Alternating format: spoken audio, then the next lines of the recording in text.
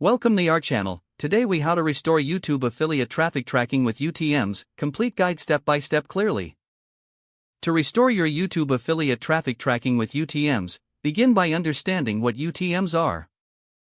UTM stands for Urchin Tracking Module. These are custom parameters you add to your URLs to track the effectiveness of your marketing campaigns. Start by logging into your Google Analytics account. Navigate to the admin section in the lower left corner.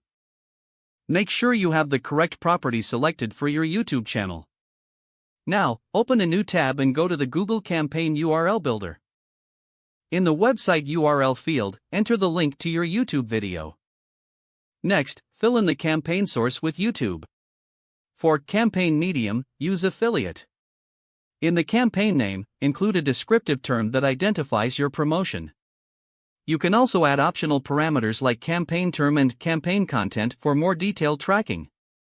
Once you've filled out the fields, copy the generated URL at the bottom. Return to your YouTube channel and navigate to the Video Manager.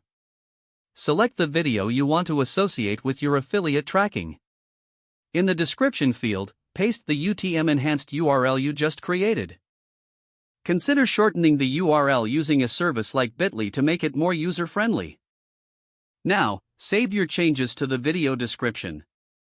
To verify that your UTMs are working, visit the URL you just created. Open Google Analytics after some traffic has accumulated. Go to the Acquisition tab and then Campaigns to check your tracking data. Analyze the performance based on the source, medium, and campaign name you set. With these steps, you can effectively restore your YouTube affiliate traffic tracking. This will give you deeper insights into the performance of your affiliate links. Regularly review your data to optimize future campaigns based on performance.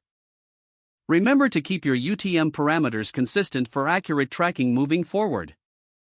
If the page does not load, refresh the browser or try again in a private or incognito window.